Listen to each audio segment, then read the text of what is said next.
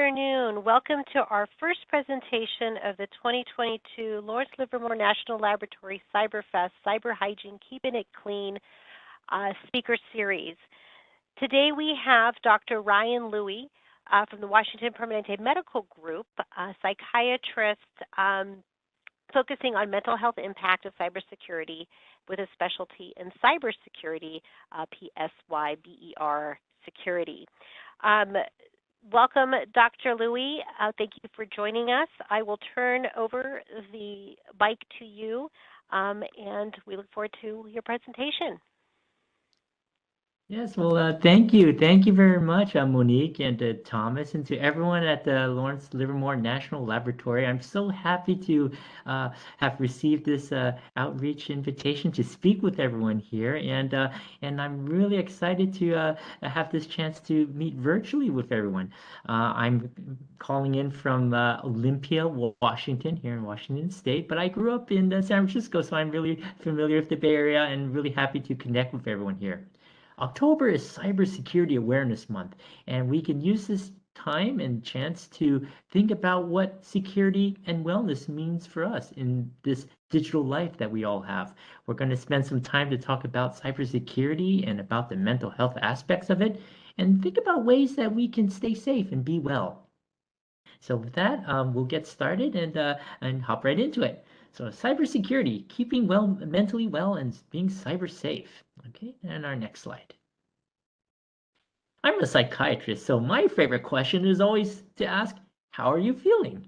I ask that to all the patients that I see. I even find myself asking that to everyone I meet. I want to always understand, how are you doing at this time? How are you feeling? What's going on? And what's on your mind? I don't actually have a couch in my office, but a lot of people seem to associate couches with psychiatrists, so I decided to put one on here. But if you think about where a couch might be, it might be shown in many different places, such as in the next slide. You might find a couch in your home. There might be one in your office, wherever you work, or there might be one in a hybrid situation of sorts. Maybe you might be virtual. Maybe you might be at a cafe that might have a little seating area with a couch, and you might be with your laptop and you're working there and doing your things there. So the couch idea actually appears in many different places. It could be in various different aspects. And the reality of this current time of this COVID pandemic and its effect on us is that it has transformed us into this hybrid work environment where there are different places where people are both on site and virtually, and we're all connected through technology. And in the next slide, we show that no matter where you are or where your couch is or what type of work you might be doing, you're actually one whole person. You are the same person taking on these different roles in these different places, and all of it actually is within yourself, with you and your mind and your mental health. On our next slide, if you actually think about all the different possible thoughts and feelings and emotions in your mind, it can actually be a large amount. And we oftentimes don't take the time to think about all the things that could possibly be going on in our mind. For example, right now, I'm happy to have everyone join me here and talking about cybersecurity and mental health, and it's on everyone's lunch break, I think. And so you might have, maybe you could take a moment right now to think about, how are you feeling right now? Maybe you just had a busy morning and now it's time for a break and lunch, and maybe you might be thinking about what you might be doing after this session is over. You're going to go back to the second half of your work day, and you're going to do your work, and then afterwards you're going to go home. And so a lot of different emotions and things on your mind. But in the next slide, we actually can show that there's actually a lot of different feelings, especially if we write them down on a piece of paper and actually look at them and evaluate them and see them, that there could be a lot of things going on. You might find yourself feeling one or more of these different feelings and thoughts, and there might be a combination of them. And we're all human. We're all going to feel these things at some point in time and in different circumstances and different sorts of situations. But the fact is, we have a lot of things in our mind that are always going on and interacting with everyone and the environment around us. Although we think about mental health as being things in our mind, it actually is connected with many different things. It's connected with situations, with people, and with our own thoughts and our own situations. And there's a lot of things to actually pack in there. So it's actually kind of like amazing that all these things can be packed into such a relatively small space. Well, let's take a look at let's take a look at that space and what does that look like in the next slide. In terms of the surface area of the brain, I actually didn't know this, but I tried to look it up. And in the next slide, it actually is the equivalent of 4 open spread newspapers all laid out. So it's like 4 sheets of large sheets of newspaper. And that's the surface area of the brain itself with all its convolutions and things like that. But we know that there are lots of words and ideas and thoughts that are recorded on a printed page and the meaning of it and the significance of it. And you might even imagine that if we were to translate that into what it means for us in our mind and how it makes us feel, the significance of it is tremendous. It can get very deep and very complex in nature that goes far beyond just the simple surface of what the brain is physically. There's that mental aspect of things that certainly exists, and we know a lot about it, but there's a lot more things we don't know about it. And the fact is, we all have this in ourselves, and we feel this every single day. Oftentimes, when things work well, this is the normal kind of thing that we do. We go along in our everyday lives, we do our work. But certainly, as we talk about Cybersecurity Awareness Month and the things happening in the world and the current events and in worlds of technology, there can be people, and there certainly are people out there who have bad intentions and want to do harm. So in the next slide, we think about what would happen if there was something that came in between this process, a person who was a cyber attacker and had bad intentions to do things. They could certainly have the impact of causing these attacks to go far beyond what is simply written in terms of words on a page, words that are stated or ideas that are communicated, and they could have really actual deep impacts in terms of how we feel, how we think, and it can affect how we behave and the things that we do. So these are very real kind of feelings. And in the next slide, we've come a long way in this COVID-19 pandemic, and we continue to struggle in many ways in this evolving, constantly changing type of environment with new developments, new occurrences, changes in the way we work and carry out our daily lives. In terms of the COVID-19 pandemic on the hybrid work environment, we've already seen many changes happening across all dimensions of life, essentially. Certainly in health, both physical health, mental health, and all aspects of health. In terms of how we do work, work at home, work at the office, hybrid situations, maybe even beyond. I put beyond because there could be other situations where we might find ourselves doing work in ways that we had not thought about before.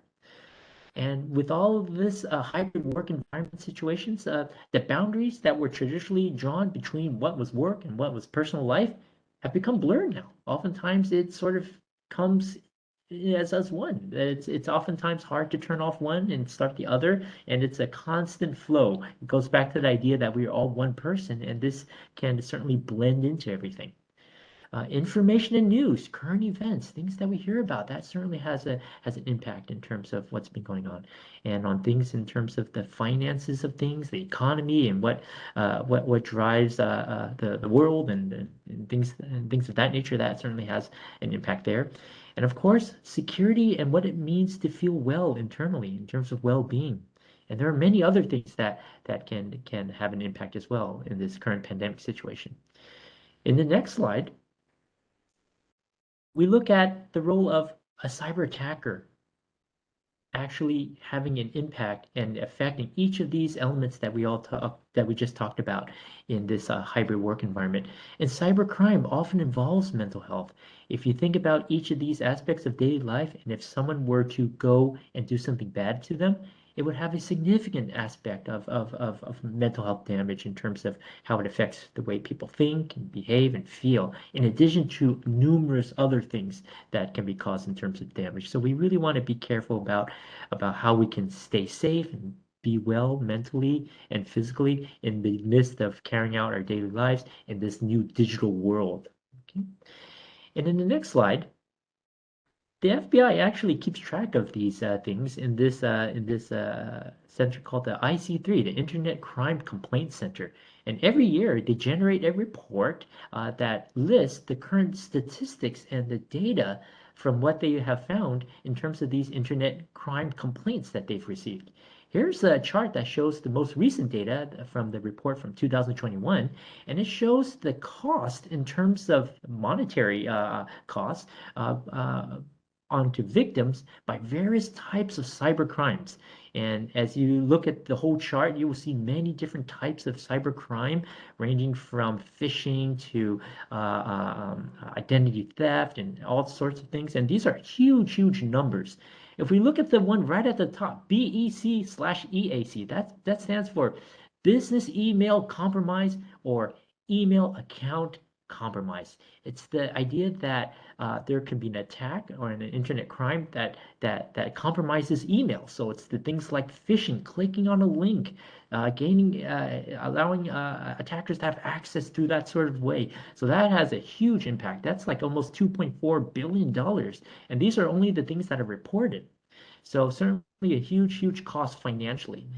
But in the next slide, I was kind of thinking about what are actually the mental health costs of this. And it's not really known. But what we do know is that oftentimes the mental health costs of things of internet crime can go far beyond and be long lasting, even after the initial crime itself. From what I've heard from patients who have been victims of identity theft or data breach, they oftentimes describe it to me as being violated. They feel some paranoia, some anxiety. They might feel depressed or feel shamed or embarrassed. They might have some avoidance of technology and not wanting to use technology at all. So there can certainly be a very real mental health impacts in terms of internet crime. As people in the security field and in various different type of professions and of all the jobs that we all do as a community, we're always on the lookout for keeping people safe, keeping ourselves safe and keeping others safe. And so in the next slide, we actually draw a lot of parallels between my own field of being in healthcare and also people in the security professions field. And I define security professions as almost a very broad term. It's essentially anyone who works with a secured type of environment or a secure type of information interface. So that could even mean general consumers who type in a username and a password to get access to something because they want to check their email account or log into something. So in a sense, everyone is a security professional because we all work with secured information and we want to keep things safe away from people who might want to do bad things. In terms of the parallels and similarities between people in healthcare and people in the security professions, we have a lot of common things together. They are both very highly stressful kind of environments, and the situations are constantly changing. We might not have all the information that we need to make full decisions, but nevertheless, because of the situation and the urgency of it, it demands that we make a decision. So oftentimes we have to work having the complete story or having information that's not complete, and we have to make our best decisions given what we have. We always have to keep up with things that are complex and evolving in terms of new knowledge and including things that may not be known at this current time. We always have to stay alert. There's pressure in terms of limitations and how many resources we have, time and human resources and staff and team dynamics. It could be all it can all be a very very stressful situation. And we also share the commonality in that we all work with information that cannot be shared. We work in confidential spaces here in healthcare. We work with protected health information, with patient confidentiality and privacy. And I imagine in everyone else's work, there are times where you work with information that is very compartmentalized. And with that, it also translates into who you might be able to seek for mental health support in terms of that sort of specialized environment. So a lot of different complex things going on. And in the next slide, we look at certain mental health issues that we've seen in cybersecurity. Certainly, we don't need to be a psychiatrist or a mental health professional to know that the world of cybersecurity is a highly stressful place. You're going to read about things like people being stressed and having burnout. There could be anxiety or things related to post-traumatic stress disorder of things they might have seen or heard.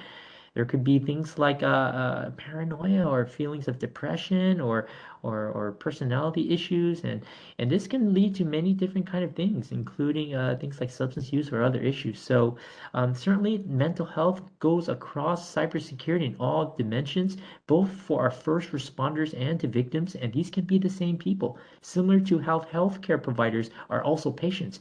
Everyone is a consumer, and everyone is also a provider in some type of way. So these are things that we always want to keep track of. In the next slide, I captured this idea that as we are so ingrained and intertwined with the digital life that we lead each day, our technology and ourselves as people actually become one and the same. The security of people and the security of technology become unified. So that's why I was thinking about psychiatry, combining that with cybersecurity actually becomes cybersecurity. So with this idea, we always want to learn how can we stay safe? What are some good ways of exercising good cyber hygiene? How can we protect ourselves to be the best that we can, both physically, digitally, and mentally? And in the next slide, in my own field of psychiatry, this is how I usually approach a patient when they come to me for help. And we try to tailor our patient care for everyone's needs because every patient is different. They come with a different set of circumstances, situations, history, symptoms, and signs. So we want to be able to design something that works well for them. Oftentimes, it starts with the patient telling me about their problems. We talk during an interview and we come to a list of possibilities of what might be going on in terms of a diagnosis. After that, we work with our patients to devise together as a team an assessment in terms of what we might be thinking about in terms of what's going on. And in terms of getting a treatment, this could be psychotherapy or medications, and then we look for the response to see how this works. This is just one example of my own work in psychiatry as a physician, but the same thing applies to everyone else, regardless of what kind of job you do. Because in some ways and in many aspects, we're all in the realm of solving people's problems. So we want people to understand what they are facing in terms of what's on their minds and in terms of what they need to be able to help them solve their things. So in many ways, people are helping each other solve these kind of issues that are brought to their plate. It might be in the fact of starting a ticket and creating a work order, but essentially you're trying to help someone find a solution to their problems and to follow this general trajectory. In this bottom part of the slide, I sometimes think about what cybersecurity might mean in terms of a bad actor, a cyber attacker, if they were to somehow interfere with this process of psychiatric care. So in that case, I think about this idea of psychiatric engineering. It's the creation of some psychiatric condition that might occur because someone has wanted to alter the traditional trajectory of care for their bad intentions and bad actions. So it's the maluse of psychiatric care and maluse of precision medicine in this way of engineering these types of things. So if we follow that same trajectory, I'm thinking that if someone had some bad intentions, could they actually alter the signs and the symptoms of how we're feeling? And that would actually lead to an altered interview and create an artificial engineered diagnosis that may actually be inaccurate. This would lead to an altered assessment, an altered treatment plan, and a compromised response. I sometimes think about this in terms of psychiatry and what cybersecurity means because it establishes a type of framework for all the points of contact that we need to be aware of, both for ourselves and for other people, when we think about what does this mean to stay mentally well. And when we talk about translation of this trajectory to your own work and to your own jobs, You might even think about this. If someone as part of your work comes to you with a problem and they need to solve something, imagine all the points along that trajectory in your own work where something could be perturbed or altered by someone who had inappropriate access to it. So these are the kind of things that you want to think about. We need to protect ourselves, and these are the different things that we can think about in terms of engineering. I put psychiatric engineering, but you might imagine this could be for anybody. If someone was in the restaurant industry and they were somehow their process was disturbed either by a supply chain or some ransomware type of attack, it would be like a restaurant engineering because somehow they would be altered or something would be there. But it would be anything kind of engineering to create this type of scenario. So that's this kind of thought here. And in the next slide, so how do you know if something might be going on? How do we know that? I mean, we talked about the different ways of an attack might be able to be entered into this process of psychiatric care or in your own mode of work. When someone sends you a malicious email or something that looks kind of suspicious, you're not quite sure. How do we actually know if something might be going on? There are many different ways to think about this, and there's different approaches, both in terms of mental health and psychology or psychiatry or technical aspects. But one thing I like to do is to look at how are some of the ways that someone might implement to influence the way we think or behave or to persuade us to do things. There's a set of principles that I'll show in this next slide, written by and developed by Professor Robert Cialdini. He came up with this central idea of 6 principles of influence, and these are things that people oftentimes do to persuade others to do things either for good or for bad. We see this in many different contexts. I think Professor Cialdini's initial approach of it was actually looking at retail and how people made sales in marketing and of shopping and of purchasing, so things of that nature. But if you think about it, this actually extends to many things in everyday life. And let's go through each of these 6 principles of influence of what people might do to persuade us to do stuff, either for good or for bad. The first one is reciprocation. It's the idea that, hey, I gave you something and then you might feel indebted to me and then you might feel like you want to give something back to me, either now or at a later time. It's the idea of that free gift. I gave you something and you kind of remembered me and maybe that made you feel a certain way or felt gratitude and you felt like I should give something back. So it's the idea that you owe someone something. You need to return the favor. It's part of a very natural human feeling in our community, but it can be also exploited by people who have bad intentions. The next one is commitment and consistency. It's the idea that we've already gone so far. We've already invested all these things in this process, and so many people have already signed off. We're not going to turn back anymore. We have to keep going because this is the way that it's going, and it has that momentum. So it's the idea that people don't want to rock the boat. They don't want to say something that's counter to what everyone else has already been saying, and they're heading in that direction. So that's one aspect of commitment and consistency. The third one, social proof. Social meaning that it's a social connection. It's proof. It's proof that someone that we admire or look up to or respect says that, hey, this is good stuff. So if they say it's good stuff and they gave their approval, we're also going to say, well, I look up to them and they know what they're talking about, so I'm going to go with it because if they think it's good, then it must be good. So that's social proof. Liking. If someone is likable and admirable and friendly and gets along with people, that adds to that feeling that, hey, this is a person that we can work with. So it's the idea that, if they seem familiar, I feel comfortable. Maybe you might let your guard down a little bit. Maybe you might feel like, hey, this is a friendly person, and that can also be a double-edged sword as well. The fifth one is authority. Let's say you get an email and it kind of looks like it's from someone from your boss, or maybe your boss's boss, or the boss's boss's boss, or someone really high in the chain. It's the idea that there's someone that has a very authoritative aspect to this feeling, and that you feel compelled because you are a responsible team member that you are going to follow their instructions, and you have the sense of respect and honor and obligation and responsibility to do your work and to work as a team. So there's that aspect of authority. And finally, there's scarcity. It's the idea of something being urgent. do something right now. Hey, if you don't click here, you're gonna miss out, or this is really important. They need this document right now because someone's on travel and they can only get this document from you during this window, so you need to submit right now. This idea that it's really urgent, both in terms of scarcity of time, rarity of the item. So let's say there's something that's not available all the time. This is a limited time offer. There's a scarce window of time, opportunity to act and do the right thing, or it's the idea that there is a rare opportunity, and if you didn't do this, you would somehow miss out on it. So all of these things are principles of influence that might sway someone to do something, to act in a certain way.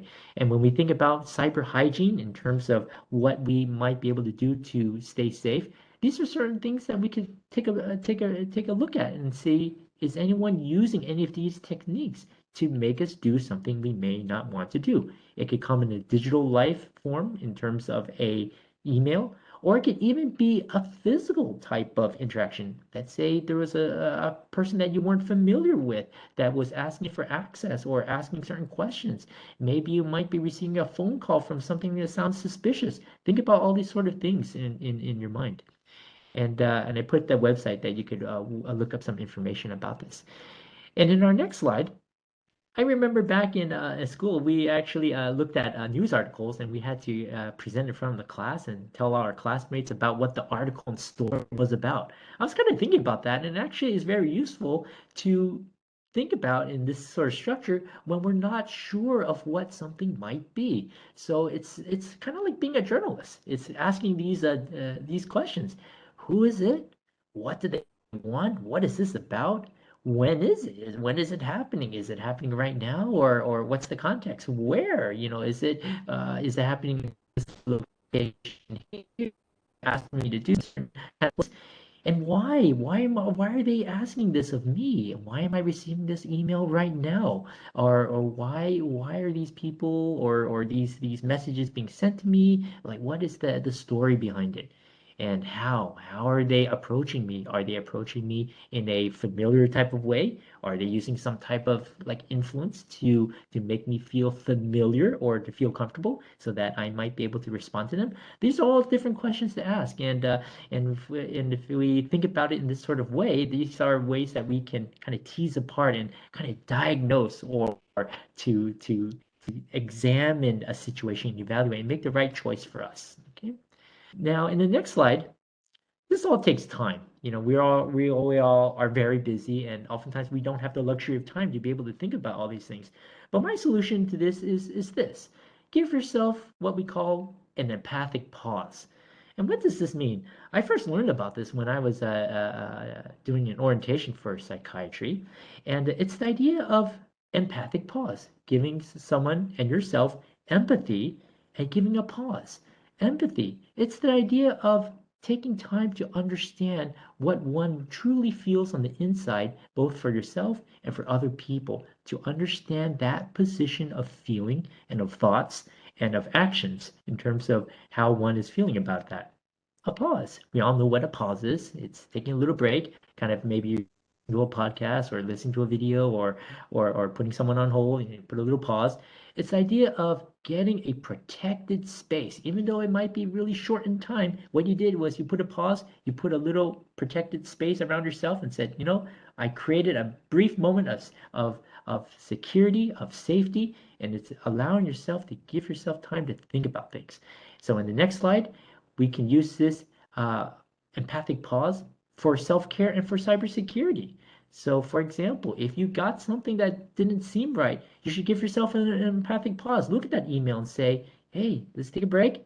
Empathy for yourself. How are you feeling? What are those inventory of feelings that you're having right now? Are you rushed? Do you feel stressed? Are you in getting ready for your next appointment or your next meeting? You got to hurry. It's that inventory of feelings that you want to check in on yourself briefly before you make any decisions. It's actually empathy towards the email itself in a strange sort of way. And empathy in the sense that you don't necessarily have to agree with them, but the empathy of appreciating what that email actually is in terms of its intentions and its feelings. An email actually has its own feelings and thoughts. emotions as well, believe it or not, even though it may be digital, because it was created by a human being at some point. And so to be able to understand what that intention was, we should be able to have that similar way of evaluating ourselves as we would other people and other items. And to be able to use this technique to kind of take a pause. So we can take a pause for ourselves, both in terms of looking at each of the items, in terms of the who, the what, the wheres, and the whys, and the hows, and also looking to see, are any of the 6 principles of influence being used on me right now in terms of how we're feeling? So this is something we could all do. And in the next slide here, practically wise, you want to be able to use these tools, these empathic pauses, these questions of the journalist, those 6 principles of influence. You want to be able to put these all together and kind of build your own pathway forward. You want to dedicate time for yourself, time for fun, hobbies, activities that are not related to work. And you want to take that empathic pause and give yourself time for self-reflection. This could be in the form of taking a walk, journaling, and doing mindfulness. You want to keep connections with people that you trust. I always tell my patients that it doesn't have to be a lot of people. It could be a small group of people, but make sure that you pick each person for a specific reason and a purpose that you have in mind that can fulfill that person's need for something. So it might be a family member, a colleague at work, a friend, their physician, their healthcare provider. It could be someone that could be helpful for them. And you look out for each other. And it's all unified by trust. And everyone has in their own DNA all the things they already need to know about mental health. We don't need to be a psychiatrist or a mental health professional to be able to talk about mental health, to speak about it at events, or to share ideas about it. Everyone already has that permission. So being able to give yourself that permission to express it in a way that feels comfortable for you is the way to go. And to always get help and care when needed, both for yourself and for other people. I always tell my patients that, if there's any times of need, go to your trusted network. And of course, if you are ever in need of emergency help, either for not feeling safe, or if you see someone being a danger to themselves or to other people, or they're not able to take care of themselves, go ahead and call 911. Get that emergency help for yourself or for other people, and just to keep everyone safe. And then with these conversations that everyone starts little by little, we as a community drive cultural change. It's that mindset, it's that idea, that feeling comfortable with talking about mental health. I think this Cyberfest from Lawrence Livermore National Laboratory is a great idea. It's engaging all our employees in terms of the staff members and the people we work with in our community to talk about mental health in the realm of the hybrid work model and of the digital lifestyle, and to get everyone involved. I heard there's a lot of really great events going on this month, so you should embrace that and use it to carry yourself forward even after October is finished. October cybersecurity awareness. I want you to keep moving forward with this idea to take care of yourself and to be your leader, a leader in each of your own ways. You want to bring together different fields across all backgrounds and people and of different expertise together to learn from one another, and that's how we could all be together to move forward. Okay. And with that, I'll go to my next slide. I'd like to always remind everyone that security starts with something that's in the mind. It may seem abstract or may seem kind of hidden, sometimes mysterious, definitely mysterious, and it can be a very powerful thing. You want to be able to know that you always have that couch in your mind, whether or not working from home, you're working in your office, you're working virtually, or somewhere beyond, because no matter where you are, you actually already have the couch built into you. So to use it, exercise its power, and then unlock its abilities. So you want to start with security in mind and keep well. Um, those are all the slides that I have for today. I'm really happy to be able to talk with everyone here at Lawrence Livermore National Laboratory, and I'll be here for questions. You can certainly reach me for any kind of follow-up information. And thank you everyone. Thank you so much, Dr. Louie. The question and answer window is open. If you have a question for Dr. Louie, please type it in now and we'll have him address those questions now. We'll give you a few minutes.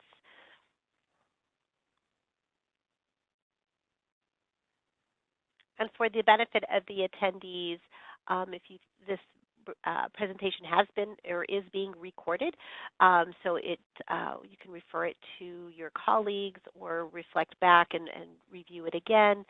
It'll be available on the CyberFest website.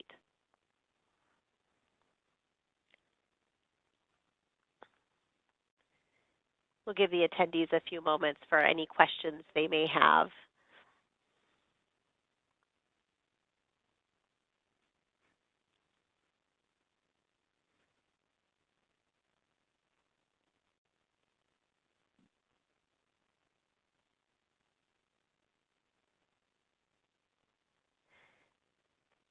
We have one comment. Thank you for the presentation. It was very helpful. Thank you.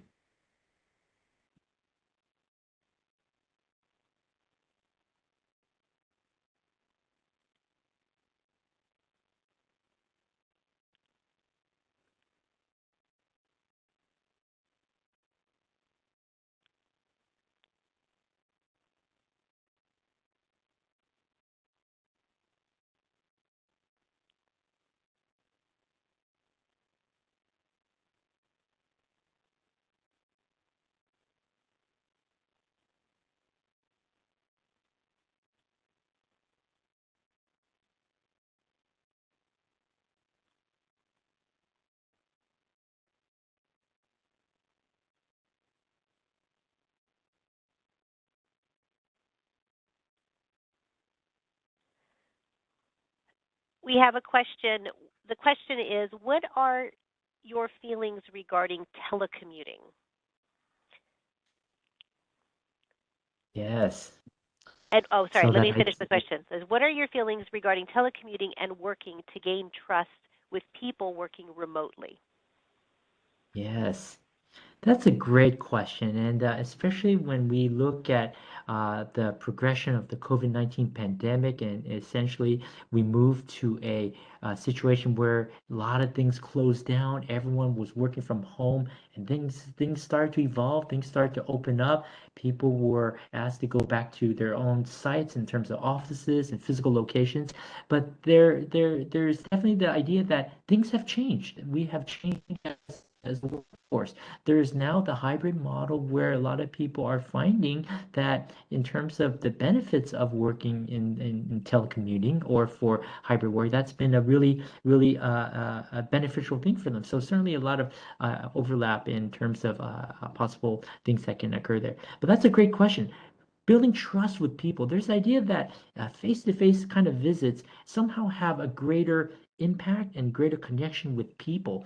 And although it's kind of hard to describe exactly what that dynamic would be, there's the general idea that we obtain a lot of benefits from telework and telecommutes and working remotely, and we do a lot of connections with people and through video or phone or things like that.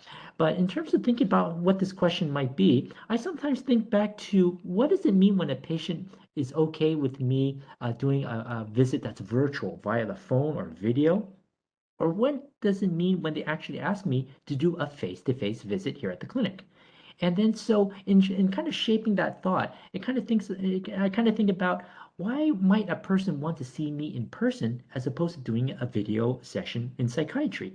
I've thought about it in different ways, and during that time, people come to me in terms of a personal visit when they feel that there is something that they need to describe to me in a very sort of visceral, close type of way, that somehow they felt technology was a distance or a barrier to it, and they somehow miss that interaction between people either through the in-person environment or the gestures or the feelings regarding that. So certainly I use that as a general marker of saying that, you know, what can a person gain from having that in-person interaction? And to this question about how do we gain trust, it's that idea that of course in-person visits will always be different from virtual. It happens like that in medicine. But what we're seeing is that does virtual mean that it replaces an in-person visit? No, it doesn't. I've had patients who's maybe it's the idea that we built that familiarity, their first visit, they got to know me, and afterwards talked about some things. After that, like, yeah, I'm good to go video. We could do phone. We talked about it. We knew what we were doing. So it's establishing that trust. I think that if possible, it's always good to be able to establish maybe an in-person sort of connection first, because it starts with that kernel of trust. There needs to be that trust, whether it's built virtually or in person. Different people have different needs. So being able to find that need, how to build that trust, once that is established, then you're flexible to change it, whether it's telecommute or virtual or face-to-face, things like that. So I don't have an exact solution, but that's sort of the thinking behind it based on a psychiatrist's point of view in terms of why my patients prefer virtual versus in-person visit. I hope that was helpful. Thank you for that response. The next question is, what are some common cases for today that you see on the rise with people working in a hybrid environment? Yes, great question. Um, what I've seen certainly is that in this pandemic and from work from home, everything that was already pre-existing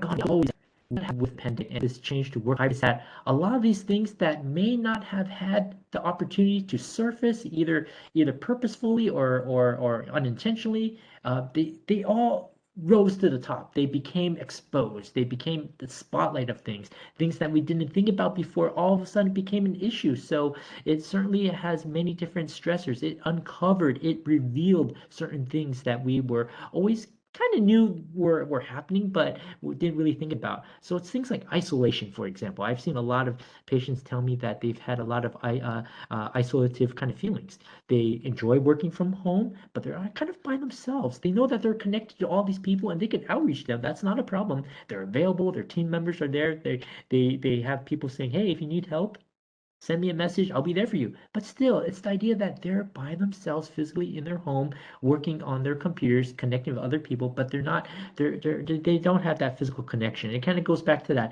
the previous question about what can we do to gain that trust with people remotely. It starts with that idea of trust, of familiarity. I think we need to build that in place.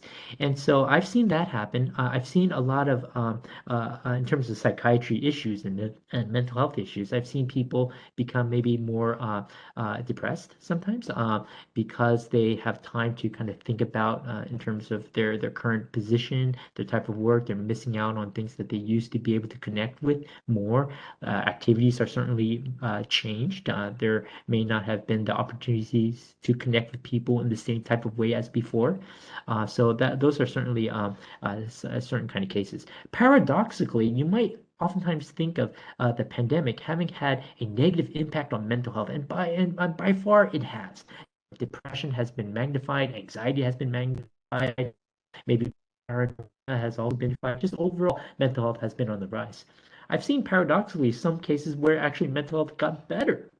I didn't expect that. But it's the idea that let's say a person didn't really like working in a crowded environment. I mean, they enjoyed interacting with people, but they felt sort of like pressured by a lot of those things on the outside. So by working from home, they actually relieved. They had less anxiety. They had less obsessions. They had less worries, and they actually were able to focus more on the work. I didn't expect that. So that was one thing that I saw on the flip side of it. And it drives forward the idea that hybrid work is actually more than just a financial question or the idea of being able to do one's work. It actually has a really direct impact on a person's mental health in terms of what works well for them, what they feel comfortable doing.